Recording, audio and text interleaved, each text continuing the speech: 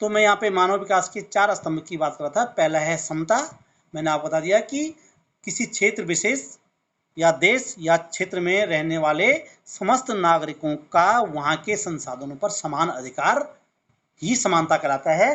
जाति, लिंग, धर्म, क्षेत्र, समुदाय के आधार पर कोई भेदभाव नहीं होना चाहिए। जब ऐसी योजनाएं हम बनाते हैं, ऐसी सोच हमारी होती है, तो वो कहलाता है समता। दूसरा है बेटा सतत पोषणीयता, यानी सतत पोषणीय विकास जिसको कहते हैं।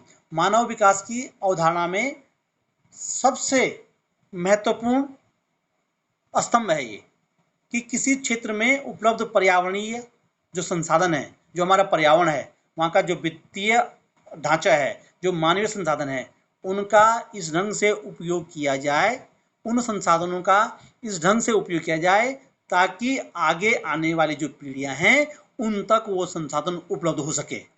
ऐसा ना हो कि विकास के कारण हम क्या करेंगे, हम क्या कर रहे हैं कि केवल जो है कि संसाधनों का इतना विदोहन कर रहे हैं कि हमारे पर्यावरण को नुकसान हो जाए या हमारे जो मानव संसाधन है उसको नुकसान हो जाए। तो जब हम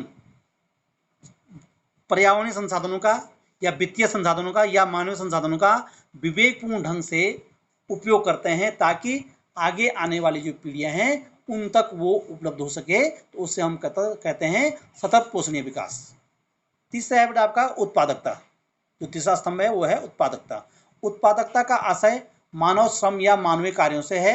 इसे बढ़ाने के लिए मानव समुदाय का, देखो हम फिर वही आ गई कि गुणात्मक शिक्षा, गुणात्मक विकास, यानी कि जब व्यक्ति का गुणात्मक विकास होगा तो समाज या देश में या किसी क्षेत्र में तभी जो है कि उत्पादकता बढ़ सकती है। और वो कब बढ़ेगी, जब हमारा समुदाय या वहाँ पर निवास करने वाला जो मानव है साक्षर होगा, शिक्षित होगा, उसको जो है कि उत्तम प्रकार की शिक्षा सुविधा उपलब्ध होगी, तो उसका जो है कि कार्य क्षमता भी बढ़ेगा, उसका विवेक, विचार, खोज, शोध करने की क्षमता भी बढ़ेगी। तो जब वो चीज़ें बढ़ेंगी तो निश्चित है देश में जो प्रोडक्टिविटी है, उत्पादकता है, वो बढ़ेगी। चौथा है सशक्तिकरण। मानव को सशक्तिकरण, यहाँ पर थोड़ा सा हम यहाँ पे इसको और विस्तार से देखेंगे कि मानव को अपने विकल्पों का चयन करने की स्वतंत्रता है। ये तो हम ऊपर कह चुके हैं, तभी वो विकास कहलाएगा। लोगों को सशक्त करने के लिए उच्च तकनीक के साथ साथ उत्तम शासन व्यवस्था भी आवश्यक है। देश में रहने वाले जो सामाजिक, आर्थिक, राजनीतिक या सांस्कृतिक रूप से जो पिछड़े समुदाय हैं या जो पिछड़े वर्ग हैं, जो पिछड़ी जातियां हैं, उनका भी जो है कि उनके लिए भी जो